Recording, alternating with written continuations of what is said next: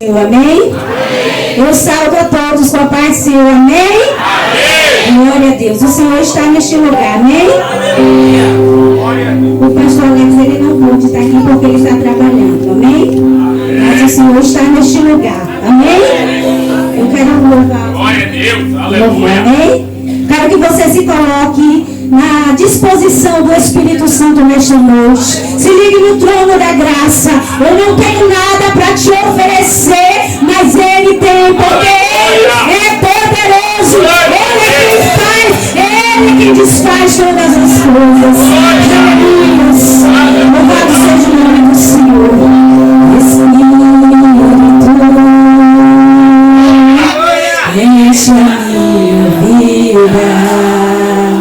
Enche-me com teu poder, pois em ti eu quero ser. Espírito, enche o meu ser.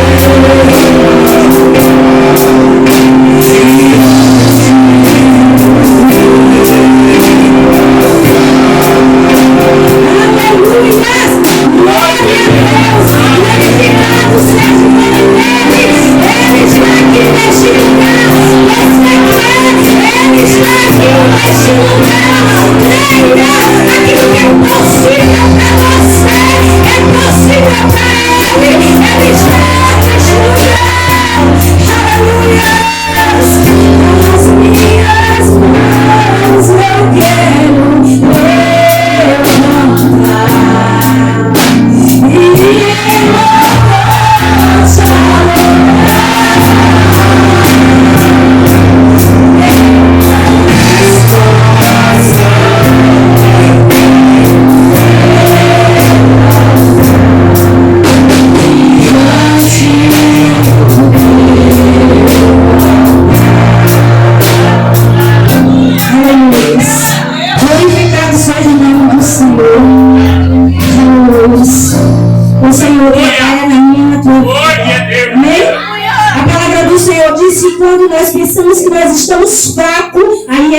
estamos fortes. Tem coisas que o Senhor permite na minha e na tua vida, não é para nos matar, não é para perecer, mas é para moldar o meu e o teu caráter. Aleluia. E às vezes machuca, dói, mas o Senhor sabe como trabalhar na minha e na tua vida. Aleluia. E a gente vai ler essa noite um texto muito conhecido que vai estar lá no livro de Êxodo, capítulo 2. E é um texto conhecido, a história de Moisés. E o Senhor trabalha nas nossas vidas. E às vezes a gente não entende. Mas quando Ele te escolhe com um propósito.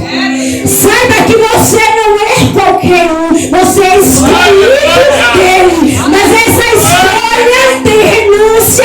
Essa escolha tem um preço. A gente não faz o que a gente quer. A gente faz a vontade dEle. Às vezes a gente quer dar uma fugidinha. A gente quer, olha Deus, eu quero fazer da minha vontade. E Deus diz, não, é do meu jeito. Você é meu. Você é meu escolhido. E escolhido não tem escolha. Escolhido faz a vontade dEle. E quando a irmã me disse, pastora, você vai pegar? Eu disse, não, Senhor, eu não quero. E o Senhor disse para mim, você vai. Porque eu te escolhi. Mesmo que doa, às vezes, a gente tem que fazer proteção e de do Senhor. E a maior guerra que nós enfrentamos, você vai ver que com o povo de Deus, foi o povo ali, foi o rei do Egito. Mas conosco, a maior guerra que nós enfrentamos é dentro da nossa alma. A guerra que ninguém vê, só o Senhor vê. Mas Ele sonda o coração, Ele prova porque Ele ama. Não é para matar, é para tratar, é para lapidar o vaso, para Ele ter propriedade para falar do nome dEle. Aleluia, e ser provado não é fácil. E vamos ler, amém? Louvado seja o nome do Senhor. Êxodo capítulo 2, amém? Apenas um versículo. A gente vai falar um pouco no capítulo 1, mas não precisamos os irmãos ler. Quando você tiver o tempo, você medite nessa história. Você vai ver que o povo de Deus era forjado na dor. O povo de Deus era moído, era perseguido, mas tinha a potente mão de Deus. Pode ter certeza, você pode estar sentindo hoje, mas você tem a mão do Todo-Poderoso. Ele te guarda, Ele te guarda. Se você chegou aqui nesta noite, Ele te guardou, Ele te protegeu com a sua mão forte, porque Ele é Deus. Você serve a um Deus Todo-Poderoso, não é qualquer um. E nós temos dono. Amém? Louvado seja o nome do Senhor. Alguém pode ler, por favor? Êxodo capítulo 2, apenas do versículo 1. Amém? Aleluia. Louvado seja o nome do Senhor. E foi-se um varão da casa de Levi e casou com a filha de Levi. Aleluia. Amém? Aleluia. A gente vai ver ali que em Êxodo capítulo 1, depois da morte de Moisés, levanta-se um rei sobre o Egito. A Bíblia vai dizer que o rei que levanta sobre o Egito não ouviu falar sobre José, ele nem sabia quem era José. Levanta aquele rei ali e a preocupação daquele rei é com os hebreus, é com os israelitas, é com o povo de Deus, que aquele povo estava crescendo. Aleluia. Então o que acontece? Você vai ver no capítulo 1, não estou falando nada de mim, é Bíblia. A Bíblia vai dizer que aquele rei junta com os egípcios e diz: olha, precisamos parar esse povo, porque esse povo está crescendo, esse povo está multiplicando, então vamos dar um jeito de parar esse povo. Aleluia. Só que quando a gente tem um Deus que cuida de nós, pode se levantar o inferno. Deus guarda, Deus protege, Deus blinda. E você vai ver que é Bíblia. E quando aquele povo, quanto mais aquele rei oprime aquele povo multiplica, aquele povo cresce. E com o povo de Deus não é diferente. Quanto mais o inferno se levanta contra as nossas vidas, contra a igreja do Senhor, o Senhor fortalece, o Senhor anima, o Senhor levanta com a sua mão forte. Você crê nisso? E aí vai dizer que o rei do Egito levanta, impõe ali tributos mais altos para aquele povo. E aquele povo continua crescendo. Mais à frente você vai ver, coloca aquele povo em campos abertos, em buracos, em obra, para fazer monumento para os egípcios. Porque para ele eram as formas que ele tinha de oprimir aquele povo. Mas ele não sabia que aquele povo tinha dono. Aquele povo estava sendo oprimido, mas aquele povo tinha dono. Aquele povo não estava esquecido, não. Aquele povo estava sendo guardado por Deus. Não era a punição daquele homem que ia parar o crescimento daquele povo, não. Não era.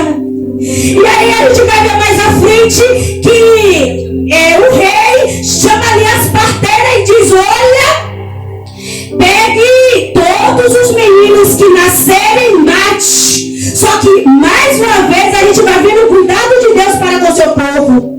As parteiras temiam ao Senhor e não matou aquelas crianças. E ele chama novamente aquelas parteiras e diz: por que não cumpriu o que eu mandei? Claro, com outras palavras. E ela diz: olha, Senhor, as hebreias é diferente das egípcias. Quando a gente chega lá, as crianças já nasceram. Você vê o cuidado de Deus? Você já provou do cuidado dele hoje? Você já experimentou do cuidado dele hoje já? Porque você dormiu e acordou, porque ele te sustentou, ele te trouxe aqui. Tem livramento que você nem viu, ele guardou. A fúria do inimigo é grande contra nossas almas, é para nos parar, é para nos deter. Mas nós temos um Deus poderoso que diz: é meu, ninguém toca, tem tudo, é meu. Você tem dono, você tem dono, você tem dono. Aleluia. E aí mais à frente não é o suficiente. E agora ele marca um novo decreto. As parteiras não cumpriu, Deus guardou. Oprimindo aquele povo no campo, aquele povo multiplicou. E a Bíblia vai dizer que a presença, o crescimento dos hebreus ali, dos filhos de Israel, incomodava, enfadava aquele rei.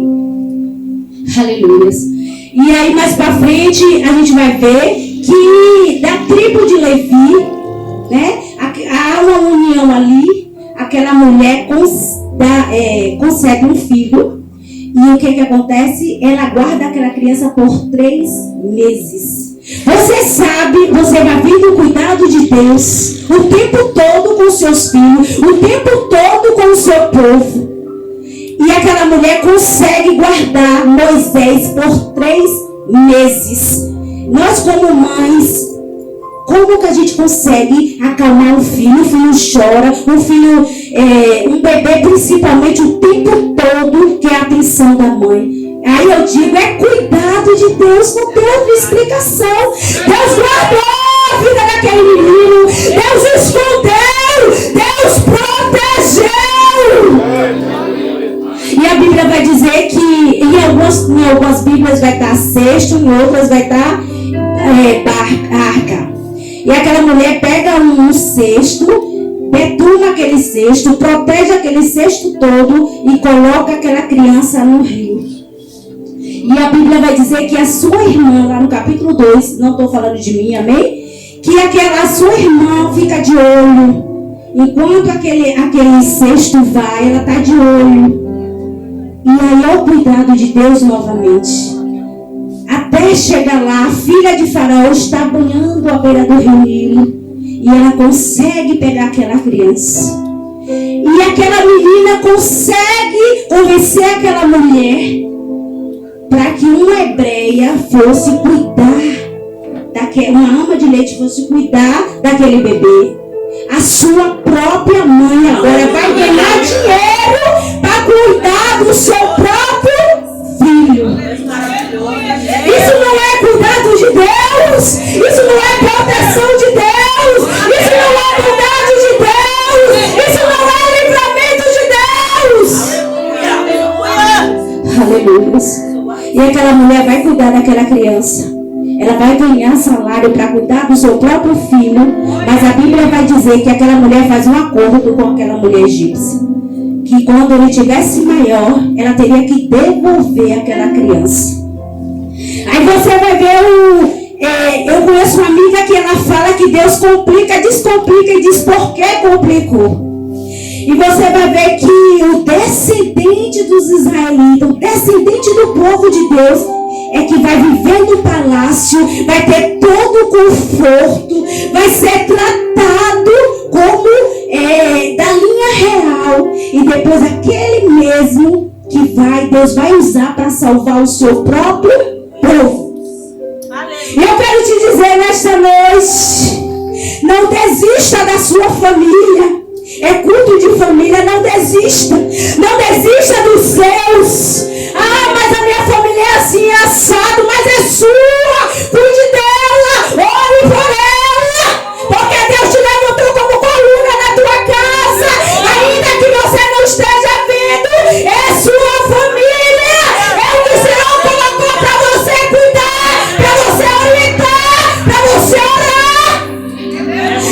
o vizinho que vai vir é você. Você é coluna da sua casa. Aleluia. E eu quero abrir um parênteses aqui. E eu volto para a palavra. Eu lembro que eu estava tendo crise de enxaquecas terríveis. E estava tendo mais ou menos em 3 em 3 dias. Eu estava indo para a UPA tomar remédio na veia. Primeira vez eu passei por uma neuro. Ela passou um remédio que era R$50, 2 comprimidos. Eu vou falar isso aqui, o Senhor ministrou no meu coração, porque vai edificar a vida de alguém.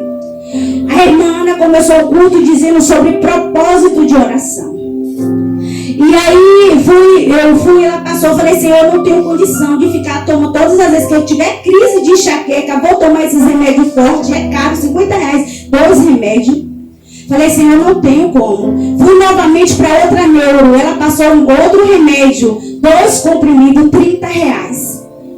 E mais um 10, uma cartela com 10, R$20. Falei, Senhor, eu não aguento mais. Comecei a ir para a UPA.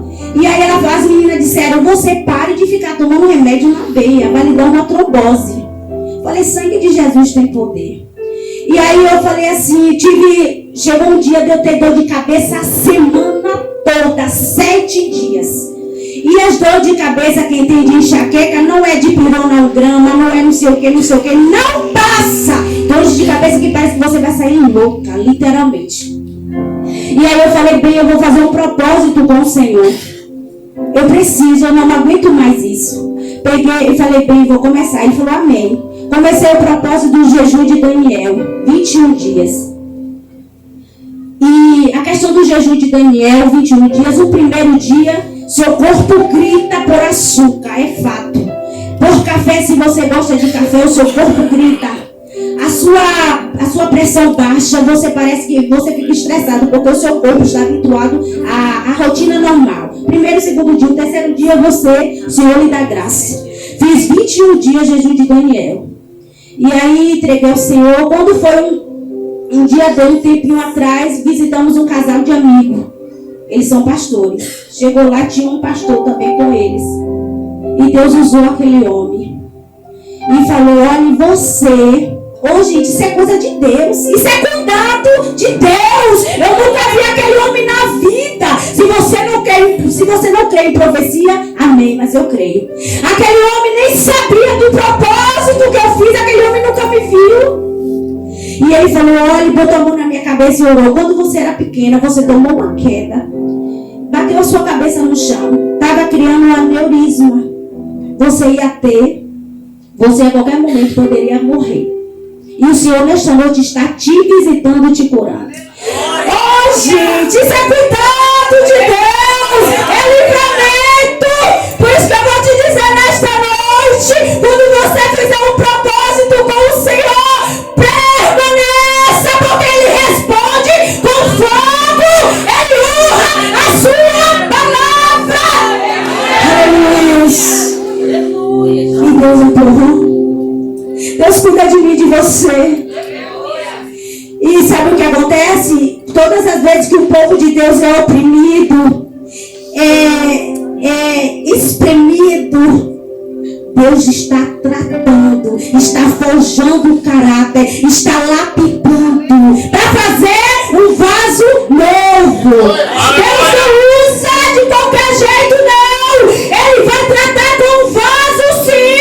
Ele vai tirar as coisas que não agradam a Ele, sim, para você testemunhar a glória dEle. É para Ele, é sobre Ele, não é sobre mim, não é sobre você, é para Ele, a glória dEle. E temos que glorificar o Senhor. E aí o Senhor me traz a memória de Balaão, que recebeu para amaldiçoar o povo de Deus. E quando ele abria a boca para amaldiçoar, ele não amaldiçoava, as palavras não saíam de maldição. Porque ninguém pode amaldiçoar aquilo que Deus já abençoou. Não tem inferno, não tem obra das trevas que se levante contra o povo de Deus. Eu quero te dizer, a sua família é propósito de Deus, mas depende de você. você. Depende de você orar todos os dias. Depende de mim, de você consagrar eles. Ainda que o inferno diz, olha, não tem mais jeito. A última palavra é de Deus. A última palavra é do seu Deus. Você crê nisso? Você tem certeza que você crê nisso? Você conhece o Deus que você serve? Você tem intimidade com Ele? Aleluia. Só pode falar dele que tem intimidade com Ele. Deus quer te levar ao mais profundo. Deus quer que você tenha experiências com Ele. Mas a gente só adquire experiência com Ele se a gente passar no vale da sombra da morte, literalmente. Literalmente. Então, se você não tem intimidade com Ele, passe até hoje. Mergulhe hoje. A pregação de ontem foi sobre isso. Mergulhe hoje. Desça hoje. Fale, olha Deus, aqui dentro está tudo bagunçado, mas o Senhor entra hoje, opera hoje e faz hoje. Porque Ele pode. Ele é Deus. Ele te conhece. Ele te sonda. Não se esconda de Deus. Com Deus não tem jeitinho brasileiro, não. Com Deus é oração, é cara no pó. Aleluia! E o Senhor me levou a falar algo rapidamente, tem a ver com a palavra. Nós somos corpo, alma e espírito. Corpo, alma e espírito. Nós cuidamos do corpo às vezes com alimentação, às vezes fazemos exercício. Nós oramos, que é o Espírito, jejuamos. E a alma, que é a sede das nossas emoções. E a sua alma, como é que ela está hoje? A alma expõe, a alma guarda os traumas. A alma guarda o abuso que sofreu. A alma guarda a rejeição. É a alma. A alma é a sede das nossas emoções. Como está a sua alma nesta noite? Por isso que existe um louvor que diz: aquieta minha alma. Como é que está a sua alma nesta noite? Aquilo que nossa boca não fala, o nosso corpo responde. É a alma.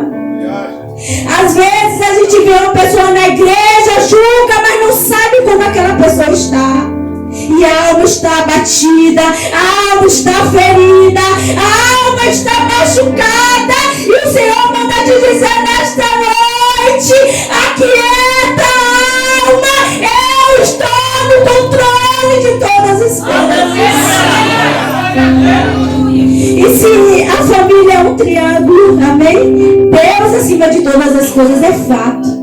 Uma criança, existe o pai e a mãe, amém? E a criança no meio. Quando essa criança, ela não tem um, ou não tem outro, ou não tem outro, ou ambos, há uma ruptura. Essa criança de hoje é o adulto de amanhã. E às vezes nós não cuidamos dessa criança, das nossas crianças. Essa criança guarda marca. Nós adultos guardamos muitas marcas que nós nem percebemos. Por isso que existem os gatilhos. Ah, fulano agiu assim, não é? A alma está doente, a alma está ferida. É comprovado cientificamente que nenhum de nós vamos passar por essa vida sem ter nenhum tipo de trauma, é fato. Amém?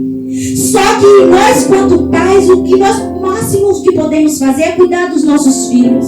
Converse com seus filhos, falo sempre isso quando eu tenho oportunidade. Ame essa criança, acolha essa criança. Não estou dizendo que não é para dar limite, não é isso. Mas cuide do seu filho, acolha. Porque se a gente não acolhe, o mundo lá fora acolhe. É fato.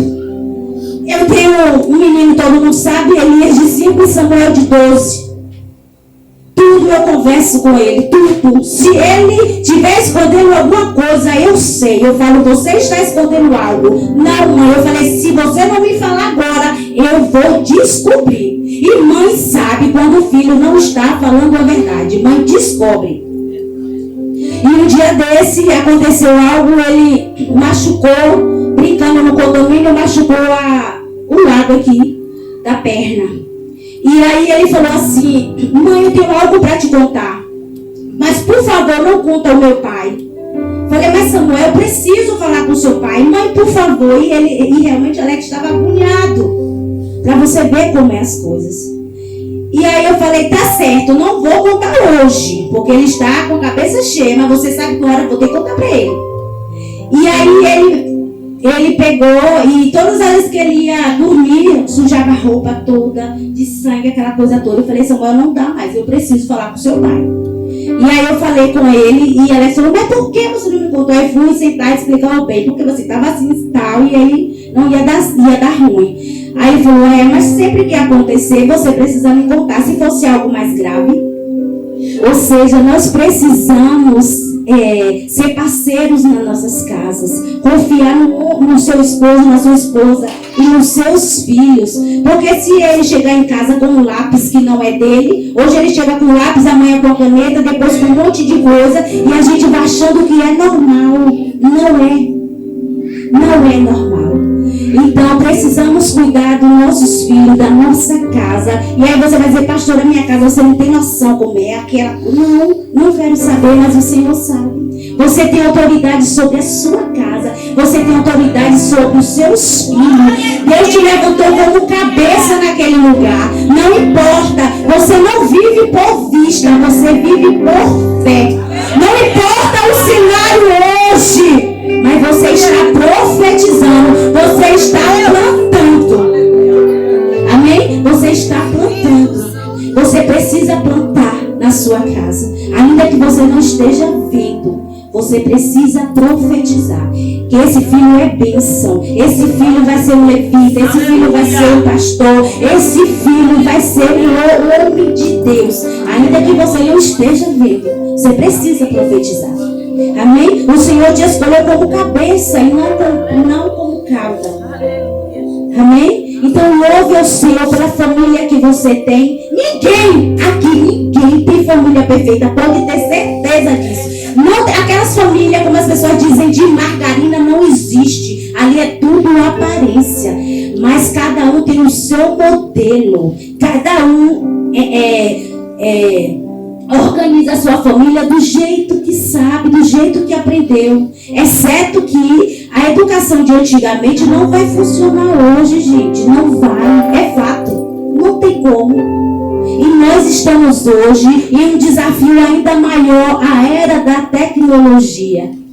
Pense um bicho ruim nas nossas vidas, que a gente precisa impor limite. Não é fácil. Quem disser aqui que está mentindo. Não é fácil. Mas a gente vai pedir no Senhor graça e sabedoria, e Ele vai nos instruindo, porque Ele nos conhece, Ele nos sonda, Ele sabe das nossas limitações.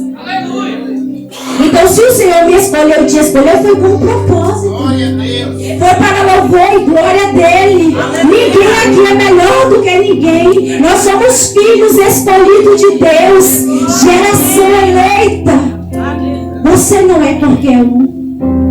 Então, louve a Deus pela família que você tem. Louve a Deus pelo seu marido. Louve a Deus pelos seus filhos. Louve a Deus pela sua esposa. E nós temos o privilégio de uma igreja que zela pela família. É uma igreja que investe na família.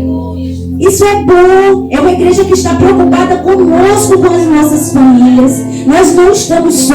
Nós temos uma liderança que está o tempo todo nos acolhendo, orando por nós. Mas nosso papel, quanto família, é orarmos dentro da nossa casa. Aquilo que não está bom, vamos pedir ao Senhor. Ele vai colocar no lugar. Aquilo que você considera, e outra coisa, aquilo que você determinou que é o ponto final, é o início do trabalhar de Deus. Isso que é bom.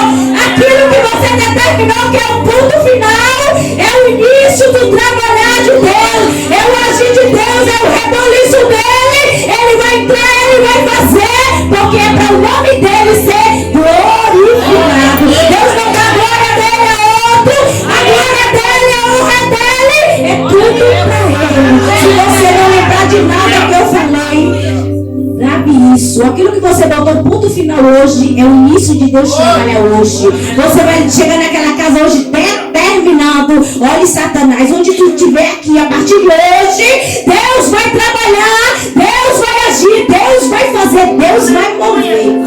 Aquele homem que tem o coração duro para você, Deus trabalha. Aquele filho rebelde, Deus trabalha. A gente vê aqui que Deus cuida do seu povo. E Deus não vai cuidar de mim, de você. Não porque merecemos, mas porque Ele é misericordioso, Ele é amoroso, Ele é Pai de amor. E Ele te conhece e me conhece. Então, nesta noite, cuide da sua alma. Cuide, fale para o Senhor o que está doendo aí, o que está guardado aí. Foi um abuso na infância? Foi um maus trato? Foi um abandono? Foi a ferida da alma? Foi alguém que te rejeitou? Foi alguém que não te acolheu? O que foi que te feriu? Alguém que te humilhou? O que foi que te paralisou? O que foi que te abateu? O que foi que te abateu? Foi uma traição? O que foi que te abateu? E o Senhor quer te resgatar nesta noite. Seja qual for que o que foi que você passou na sua infância até hoje. O Senhor não se lembra mais. Mas se liberte nesta noite. E ouve a Deus, porque até aqui Ele tem cuidado de mim e de você. Até aqui Ele tem nos acolhido. E a gente às vezes não teve pai. E a gente tem dificuldade de chamar o Senhor como pai. E a gente chama Senhor, Senhor. Mas Ele é o nosso pai. Ele é o nosso pai. Ele é um pai de amor. Ele é um pai amoroso. Ele é um pai majestoso. Ele é um pai que cuida, que acolhe. Ainda que você não tenha o seu pai paterno, mas você tem o seu pai celestial. Você tem esse pai que ele é amigo, que ele é pai. Ele te diz nessa noite: ei, eu estou aqui. E Ele te resgata hoje. Amém? Eu louvo a Deus por essa rica oportunidade em nome de Jesus. Agradeço ao Senhor por este ministério. E o Senhor continue trabalhando nas nossas vidas. Amém?